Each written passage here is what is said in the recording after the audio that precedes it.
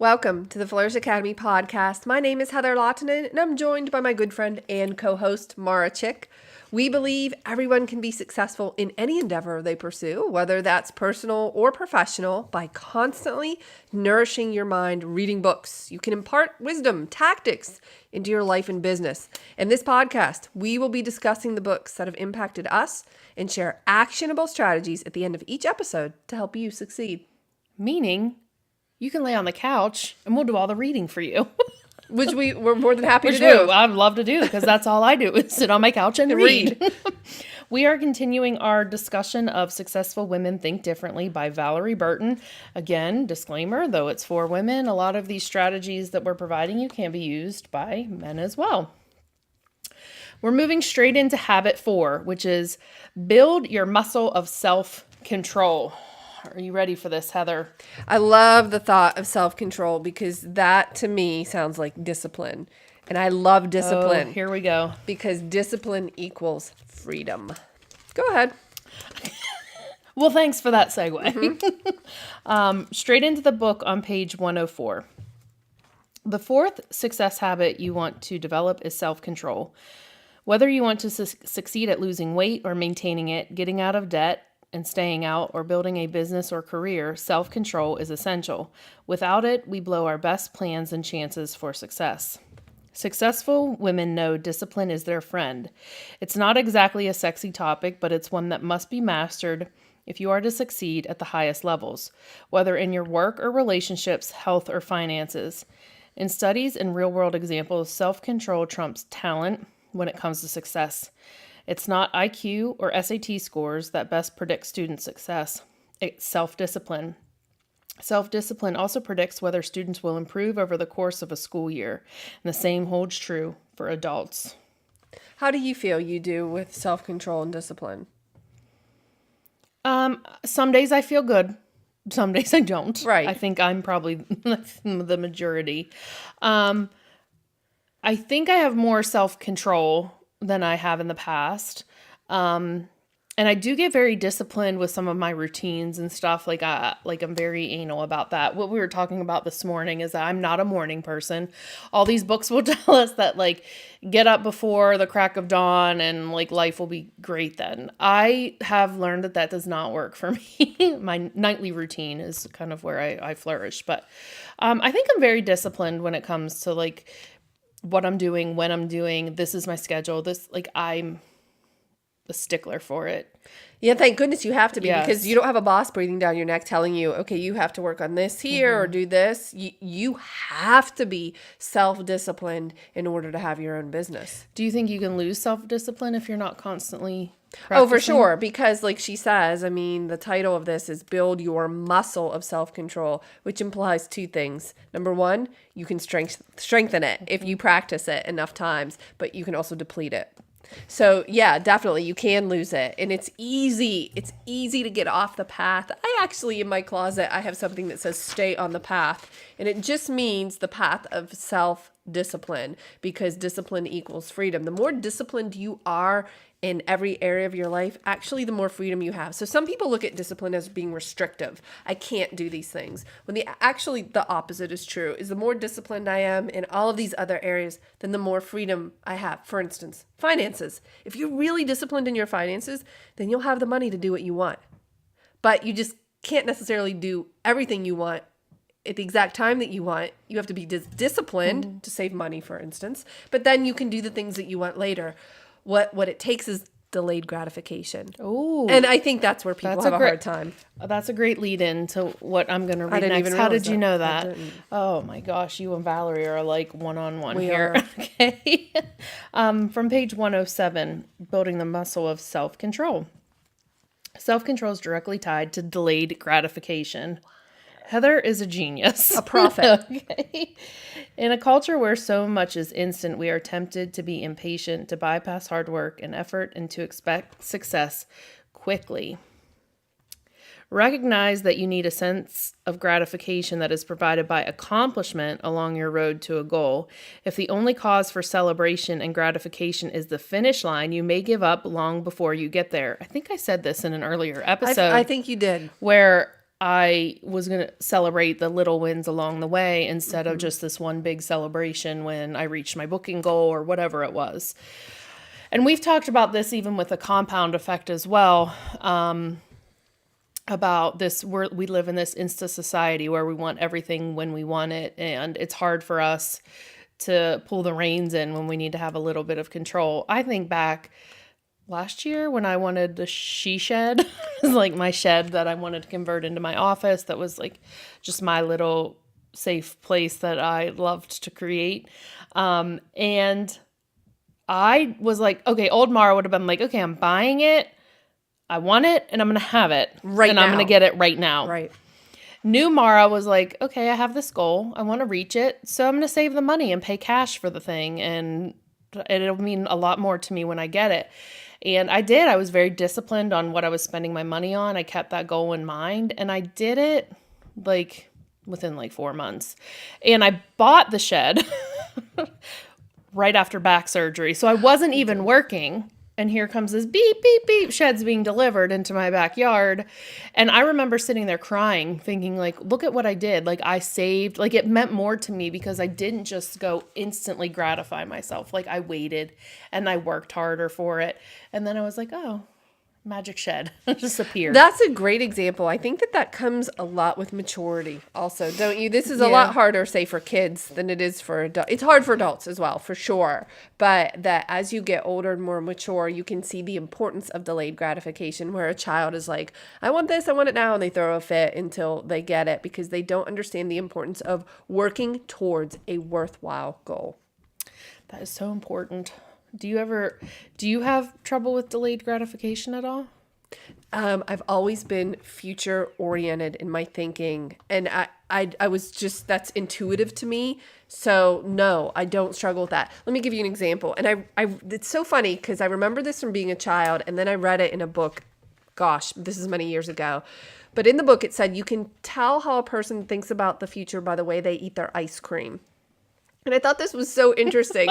But the way I used to eat my ice cream when I was a kid is if I got an ice cream cone with, say, hard scoop ice cream in it, I would look at that ice cream cone and I would start to push the ice cream down into the cone because I was thinking about the future, even if it was 5 minutes away. Which was, I didn't want to be left with an empty shell of a cone. I wanted ice cream in my last bite. So I would push that ice cream all the way down, and then I would have ice cream till the cone was empty. So it was delayed gratification. Again, it was only a few minutes, but for a child, that was a big deal. And I've always been that way. I've always thought, okay, what am I doing right now that is either going to help or impede my future success, whether that's 5 minutes away or 5 years away? So I've always been a saver. I save money just in case, and then I have it for when there's something that I want. That doesn't mean that I don't do impulsive things and, buy maybe an outfit or something, but I'm really not very impulsive, and I'm pretty good at delaying gratification because I ask myself, do I just want this because I'm impatient and I want it right now? That's a stupid reason to buy something. Or is it something that I really need? I mean, we're talking a lot about finances, but this applies to health, to business, to relationships. What can you do to invest in these different areas of your life now to produce a better future? Again, is that future 5 minutes away? Well, that's pretty easy to see. But are you able to look out 5 years, 10 years and predict where you're going to be? Well, you can if you plan it. Boom. Mic drop. Throw your mic on the ground, okay? I'm not going to do that. You just went on a tangent. No, don't drop this mic, Right. But that was a tangent. All right, get after it, woman. Yeah, get after it. That's it. Okay, straight back into the book, page 111. Valorie starts talking about the power of sticking to it. Okay, here we go. Bear with me. This is, Okay. I'm going to read a long excerpt of this. All right. What's your mindset? Here's that word again. We say this word a lot, but that was me, not Valorie. Okay, let me start over. What's your mindset when it comes to the most important goal in your life? Are you passionate and relentless? Do you take steps towards it every single day? Passion certainly fuels perseverance, and discipline often requires that stick-to-it spirit. For a fortunate few, discipline and self-control come more naturally. In fact, it can be a signature strength, but for most of us, it requires a serious commitment of effort. Many people for whom success is elusive brush off their failure by insisting that successful people never feel fear. That's a lie. are immensely talented and naturally lucky. No, no, and no. Right. Nothing could be further from the truth. Successful women feel fear, but through a growth mindset, they learn to move forward in spite of their fears. Many successful women are quite talented, but not any more so than a whole lot of other successful women. But they continually hone their skills. They are not afraid to shed light on areas where they could improve. They practice with great discipline the skills they need in order to move forward. They make decisions and stick with them through faith and perseverance. They encounter luck, but they don't usually call it that. They know that when opportunity strikes, the only way to be lucky is to be prepared. And preparation takes discipline. The key to developing self-control is to remember that it is like a muscle. You build it up over time. When you first begin exercising it, it won't feel fun. It will hurt. You won't feel like doing it again the next day because your muscles are sore. But you gotta. Mara added that. You gotta. Right. You gotta. So Heather. Yes. Do you hide from your obstacles? Negative. Okay, very good. I tackle them. I go after them. Otherwise, things that are obstacles to me tend to weigh me down. But I know that about myself, and I don't like that feeling, so I tackle them. That doesn't mean I don't occasionally procrastinate on some things, but if something is really bothering me, I know the best way to get it off my mind is just get after it and go make it happen. I love when she says they encounter luck, but they don't usually call it that. We've talked about this in a previous episode. They know that when opportunity strikes, the only way to be lucky is to be prepared. They often say there's no such thing as luck. There's preparation and opportunity. If you are prepared and an opportunity presents itself, then magically, quote, you have luck. That's what it looks like. But that preparation is the part that takes discipline. And I love that. I have a t-shirt that says discipline equals freedom. I wear it every morning when I'm exercising. I love that. I love self-control and discipline because you know why? When you're exercising it, you feel good about yourself. And when you feel good about yourself, you make better decisions. And when you make better decisions, better things happen to you. Better thinking, better actions, more success. Boom. Another mic drop, but not literal. No. Mic drop. Not literal. Not literal. Okay, we're going to move to the book, page 112, and we're going to talk about stretching beyond your comfort zone. Some goals we shy away from because they feel too hard. You can convince yourself that you don't have what it takes, and therefore there's no use attempting it. Sometimes that's true. There are some goals for which we have no talent whatsoever or not enough talent to go after it.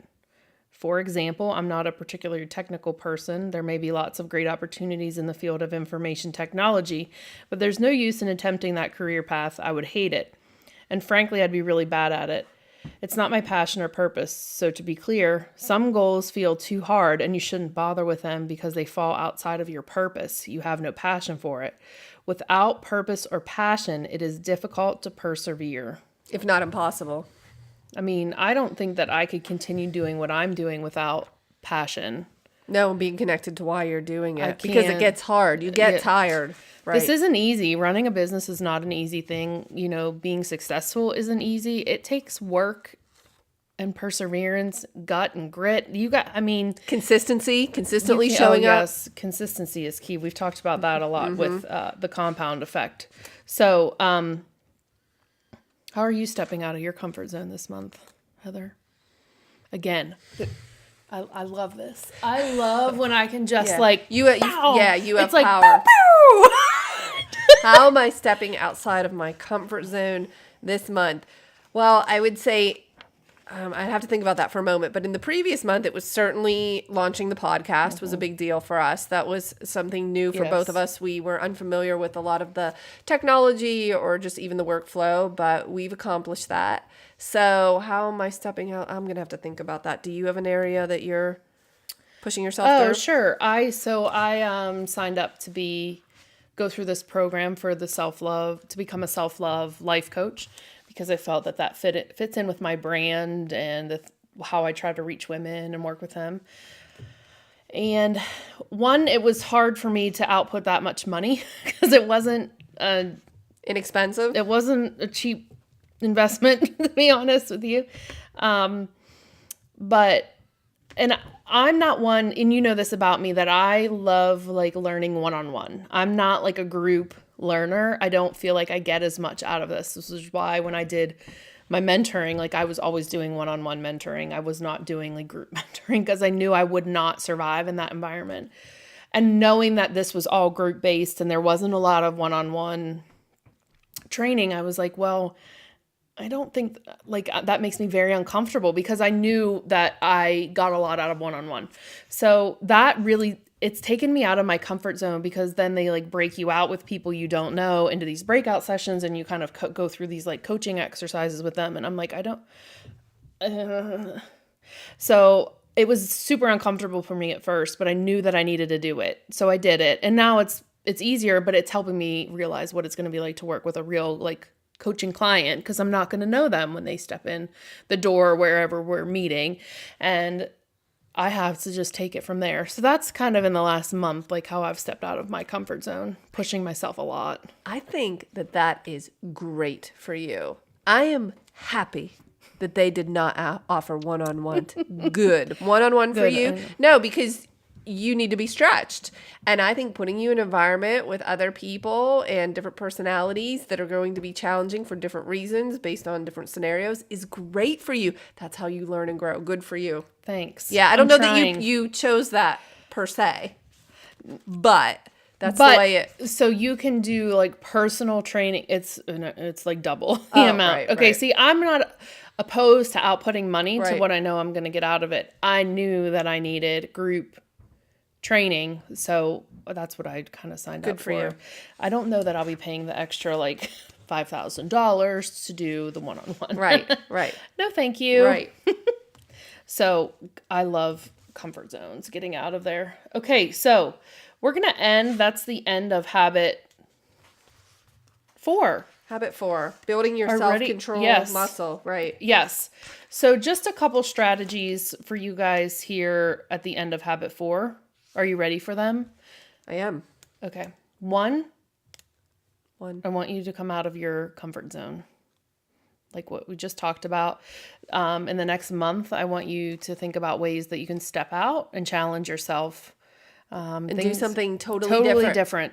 You never know what you're going to find outside that comfort zone, but that's where growth is. Growth happens outside the comfort zone, okay? I think this is great. Can I give a quick example? Sure. My daughter recently signed up to be on the track team at school. She's in 10th grade. She's 15. She previously has 0 sports experience and what I would classify as limited athletic ability. But I completely supported this because it was something different and it was beyond what she would normally do. So I loved it. I thought, yes, sign up for the track team. You'll experience a different team environment. You'll exercise, which is good for you. I think it's fantastic and I fully support it. So I think that finding a way to push yourself outside of your comfort zone is important because here's what happens. You do that. And you think, okay, I did that. What else? What else is possible? If I was able to do that, is there something else that I haven't even considered I could do? But maybe I can. It just opens up your mind to possibilities. Awesome.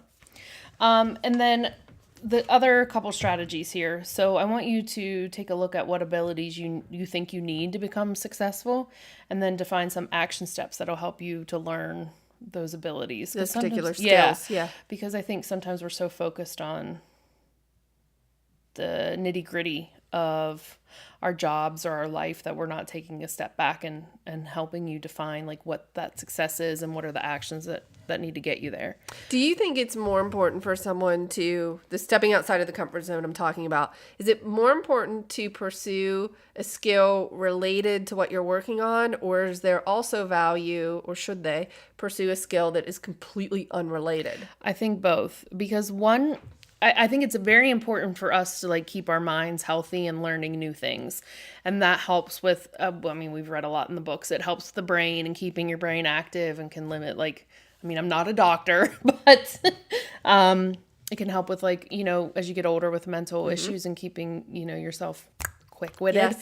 Yes. So I like to step out of my comfort zone in something that I know is going to benefit me business-wise.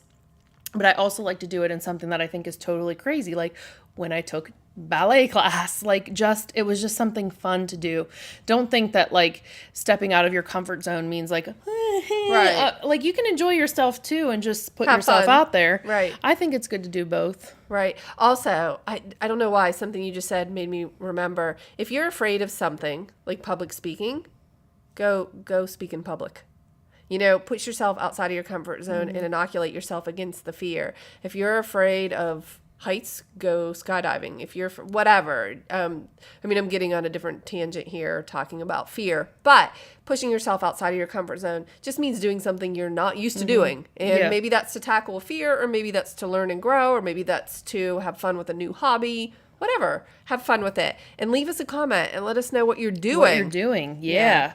Okay. And then the last thing I want you guys to think about here is, what are you passionate about? And how can you incorporate that passion into your life or job? Because I know like I'm passionate about stuff, and I think back to my corporate days. I can use my passion that I have now in my job because it is basically what I do every day. But how can sometimes we struggle, right? In our corporate jobs, we're so miserable. Remember how miserable I was? I was miserable. I do. So I want to find a way for you to find out what you're passionate about and how to use that in your everyday life.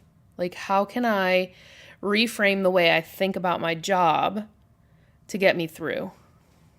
I think that's a great strategy, because it makes, if you're in a situation that's maybe not entirely bearable, it makes it bearable. And I think, I was so passionate about learning photography and becoming a photographer that like I made sure that even when I was working my corporate job, I was telling people what I was up to. So it wasn't that I was working photography, but I was talking about it, and sharing that passion just made me happier because it was something I was excited about. It had nothing to do with my corporate job, but it helped me kind of get through the really rough couple of months before I quit. So, find what you're passionate about and figure out how you can use that in your everyday life. And talk about it. Share it with everyone, because your passion will become contagious and infectious. Everyone will want to be around you. That's right. Like they want to be around us. Right. Well, I'm not sure. I'm not real sure about that today. All right. So, Heather, can you tell everyone how they can support our podcast? Yes. We, of course, want you to start by supporting yourself and going to the Flourish Academy website in order to grab Mara's show notes and her actionable strategies. And that's at Flourish.Academy/podcast. You can find those there. Also, make sure you subscribe on iTunes, Stitcher, Google Play, wherever you listen to podcasts. And it would be really helpful if you could please leave a review. Let us know what we can improve upon. You can tell me even what you enjoy. Binge watch on Netflix or something. Let's not do that. If you prefer video, you can subscribe to us on the YouTube at Flourish.Academy.tv. Share with your friends. Leave a comment. We'd love to hear what's going on in your life, how you're pushing yourself. And if you want to purchase any of the books that we talk about, we have a link to Amazon for our books. It's our affiliate link. Helps offset some costs. So while you're there, just continue shopping. You're going to do it anyway. Yeah, buy that stuff. I buy everything. I think this is going to be the running joke of the podcast. Is how much time you spend on Amazon? No. How much time I spend on Netflix. Oh, that too. Netflix plus Amazon. But I don't spend a lot of time. Well, I do like research on books. Research.